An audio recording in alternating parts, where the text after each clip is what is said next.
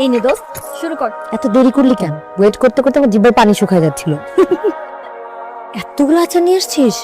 বাসার সব আচার নিয়ে এসছিস নাকি? আর কেউ খাবে না? বাসায় আর খাওয়ার কে আছে? মা একটু খাই দিয়ে আসছি। আর ভাইয়া সে তো সব খাবেই না। আচ্ছা, তোর ভাইয়ের কি কোনো সমস্যা আছে? মানে একদমই খাওয়া দাওয়া করে না। সেদিন খাবার টেবিলে সব খাবার আমার প্লেটে উঠাই দিলি। জিজ্ঞেস করলাম আর কেউ খাবে না? বলে যে না, ভাইয়া তো খাবে না। তোর ভাইয়ের কি কোনো অসুখ আছে? অসুখ হতে যাবে কেন? ভাইয়া স্কলারশিপ নিয়ে প্রচুর ব্যস্ত, সারাদিন শুধু পড়ে আর পড়ে। না খাওয়া সব উঠে গেছে তার। সেটা কোনো দিকে এখন তাকায় না পর্যন্ত। এই ভাই আসছে।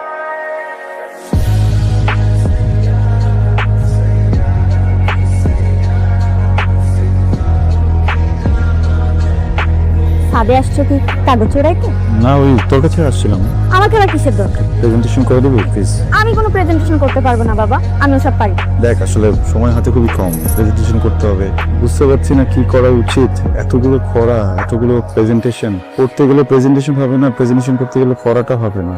কাজ করতে পারিস, তুই প্রশ্নকে দিয়ে প্রেজেন্টেশন গুলো করতে পারিস। ও খুব ভালো প্রেজেন্টেশন করে, আমাদের কলেজেও বেস্ট।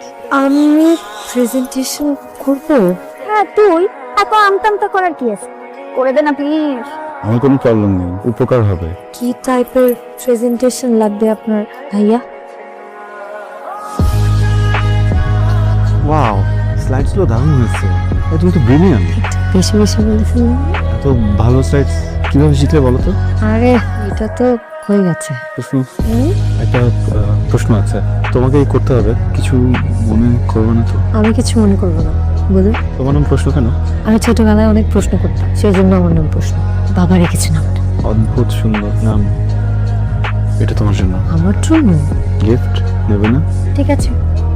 আচ্ছা ভাইয়া, এখন তাহলে আমি আসি। আবার কিছু লাগলে আমাকে বলবেন, আমি করে দেবো। ওকে? হ্যাঁ, ওকে।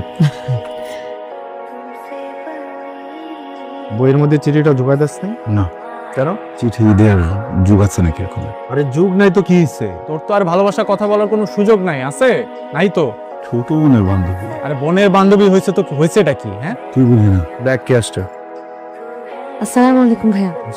মিতু কোথায়? আজকে কলেজে আসেনি কেন? ধর্মের বাসায় শুনছি, চলে আসবে। তাহলে আসি। আসো। তোর না কি জানো লেখানো বাকি ছিল, লেখাবি বলছি। আরে আসেন না, আসেন আসেন। ওই তোর যেটা লেখাতে হবে তুই নিয়ে আয়। নিয়ে আসবো তো। কোথায় যেন রাখছি। তোর রুমে টেবিলে রাখা। তুই যা, আমি কথা বলতেছি, যা। রকি, রকি, দাঁড়া। মেয়েটাকে ঘরে ঢুকলে কেন? আমি ওকে প্রেমের প্রস্তাব দিব। তেন ফালতু কথা বলছিস, শোনো কি বলিস তুই? কথা, তুই তোর মনের কথা খুলে বলবি ওকে আজকে, তোর প্রেমের কথা। মিতুকে যদি বলে দেয়? এই ধরনের কোনো ঝামেলা হলে সেটা আমি দেখবো, এটা তোর চিন্তা করতে হবে না। তুই যা, তোর মনের কথা বল। কোথায় লিখতে হবে? কাগজে লিখতে হবে। আরে কাগজে না, ফাইল তোর ল্যাপটপে বের কর।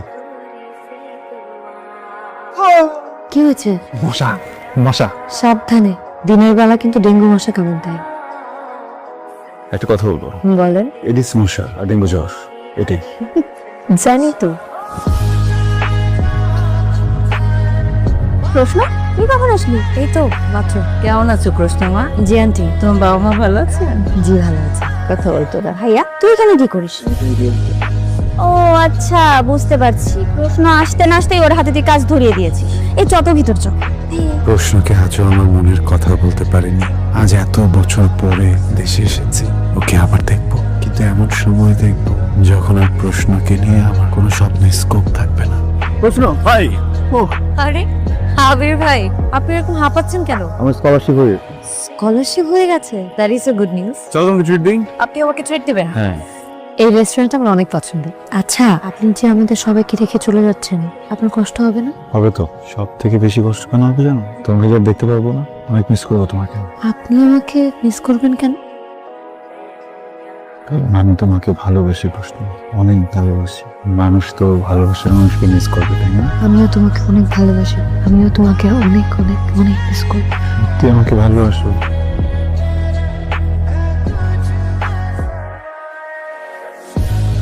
কি বাবা, বলো।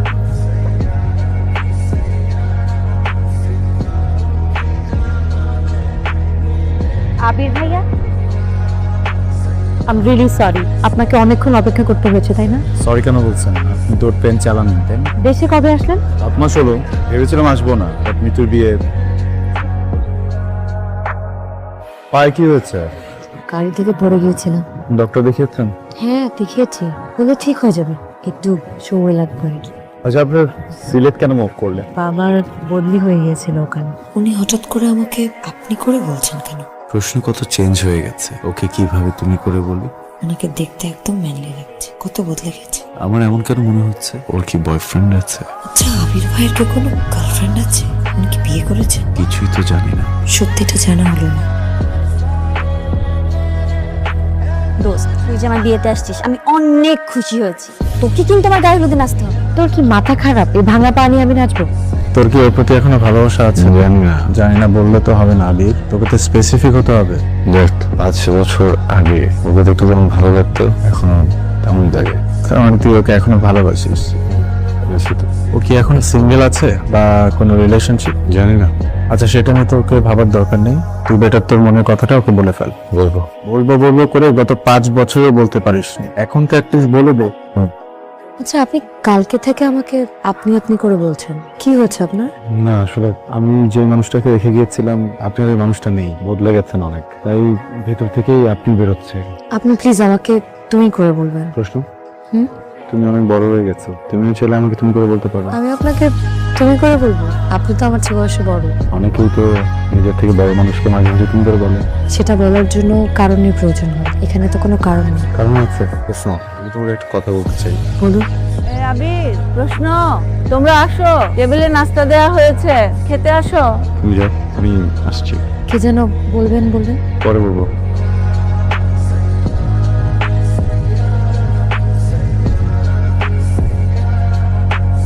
প্রশ্ন, কি ব্যাপার? কোনো সমস্যা? এখানে একা একা বসে আছো? না, ওদিকে আসলে সবাই খুব নাচানাচি করছে, খুব সাউন্ড, সেজন্য এখানে বসে আছি। আচ্ছা, ঠিক আছে, তাহলে বসে তুমি কিছু লাগলামকে বলো। আপনি এখানে এসে একটু বসুন না। প্রশ্ন, কি হয়েছে বলো তো? আপনি আমাকে কিছু একটা বলতে চান, তাই না?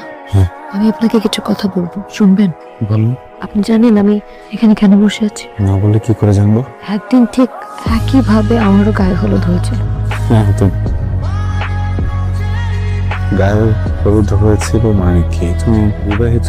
আমার বিয়ে হয়েছিল মানে বুঝিনি। আমার বাবার বদলি হয়নি, চাকরি চলে গিয়েছিল। তারপর আমাদের পুরো পরিবার অনেক বিপদের মধ্যে দিয়ে যাচ্ছিল। 3 দিন আমাদের অবস্থা আরো খারাপ হচ্ছিল। ঠিক তখনই একটা প্রস্তাব আসে, ছেলে লন্ডনে প্রতিষ্ঠিত কোটিপতি পরিবার। আমার বাবা প্রথমে রাজি হয়নি, কিন্তু পরে যখন ওরা অনেকগুলো টাকা আর একটা জমির প্রস্তাব দিল, তখন বাবা রাজি হয়ে যায়। তারপর? কিন্তু বাবা জানতো না যে সে তার মেয়েকে একটা রং মানুষের হাতে তুলে দিয়েছে। সেই লোকটা নেশা করে 3 রাত আমাকে মারধর করতো। এই যে আমি ঘুরিয়ে হাঁটি, কেন জানেন? কারণ একবার আমাকে মেরে হসপিটালে ভর্তি করেছিল। তারপর যখন আমি মোটামুটি সুস্থ হয়ে বাড়িতে ফিরি, সেই দিনও আমাকে অনেক মারেছে। আমার এই পায়ে আবার এত কঠিন ভাবে মেরেছে। আমি তো ভেবেছিলাম যে আমি আর বেঁচে ফিরবো না, কিন্তু আমি সেই যাত্রায় বেঁচে যাই। তারপর আর ফিরে যাওয়া হয়নি। আমার বাবার ভাগ্যের চাকাও করে যায়। তারপর আমি তাকে ডিভোর্স দিয়ে দিই, কিন্তু এই চিহ্নটা সারা জীবন থেকে যায়। আমি আর কখনো হাঁটতে পারবো না। এই কথাগুলো আমি আপনাকে বলতে চেয়েছি। আপনি বলছিলেন আপনি যেন আমাকে কি বলতে চান, বলবেন না? চুপ করে আছেন কেন? এমন কিছু না। বলবেন না, তাই না?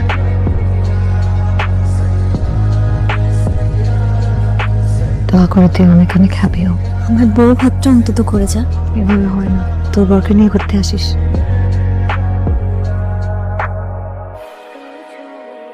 ভাইয়া, তুই কি সত্যি সত্যি প্রশ্নকে ভালোবাসিস? কেন? বল আমাকে। তাহলে তুই পিছিয়ে আসলি কেন? ওর বিয়ের ঘটনাটা একটা অ্যাক্সিডেন্ট। জানি না, আমি ভয়ঙ্কর কনফিউশনে আছি। তুই যদি সত্যি সত্যি প্রশ্নকে ভালোই বেসে থাকিস, তাহলে কনফিউশনের তো প্রশ্নই ওঠে না। তুই যা, প্রশ্নকে ফেরা, ওকে ফিরিয়ে নিয়ে আয়। প্রয়োজন পড়লে আমি মাকে বোঝাবো। দেখ, বিষয়টা তো শুধু আমার চাপ পাওয়ার না, তাই না? আমি তো জানিও না প্রশ্ন আমাকে ভালোবাসে কিনা।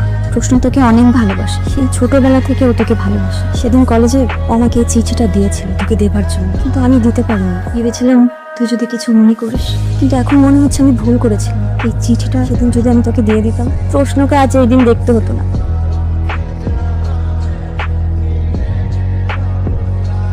প্রশ্ন আমাকে প্রতিদিন জিজ্ঞেস করতো আমি চিঠিটা তোকে দিয়েছি কিনা। আমি ওকে মিথ্যে বলেছিলাম যে দিয়েছি। ভাইয়া চিঠি পড়ে কিছু জানায়নি, আমার সাহস হয়নি তোকে বলার। আজকে দেরি করিস না, যা ওকে ফিরিয়ে নিয়ে আয়। মেয়েটা খুব ভালো, অনেক অসহায়।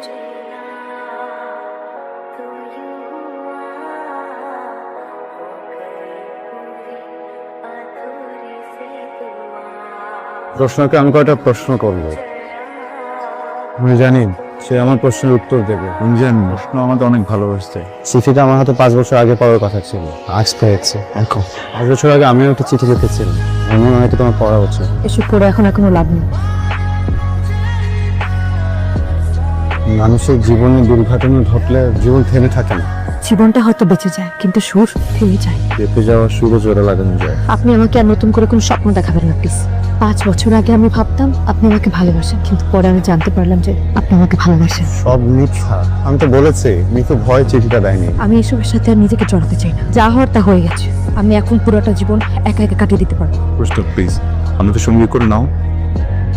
আমি তোমাকে ভালোবাসি। এখন থেকে না, ছোটবেলা থেকে ভালোবাসি। তোমার কথা, তোমার হাসি, তোমার চুল, সবকিছুকে ভালোবাসি। আমাদের যখন দেখা হতো না, তুমি তো চলে যেতে, তোমার রেস্ট থেকে যেত। আমি যে কেন এতদিন বলতে পারলাম না, আমি আজকে পেরেছি। আমি সত্যি তোমাকে খুব ভালোবাসি। ভালোবাসা তো কখনো শুকিয়ে যায় না। আমরা একসাথে খুব ভালো থাকবো প্রস্তান। আমি তোমাকে খুব ভালো রাখছি। একা একা এসেছি, একা একাই চলে চলেছি।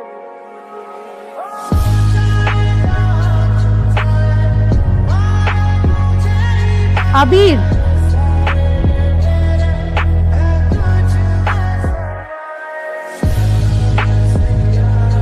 চলো বাকিটা জীবন একসাথে জার্নি করি।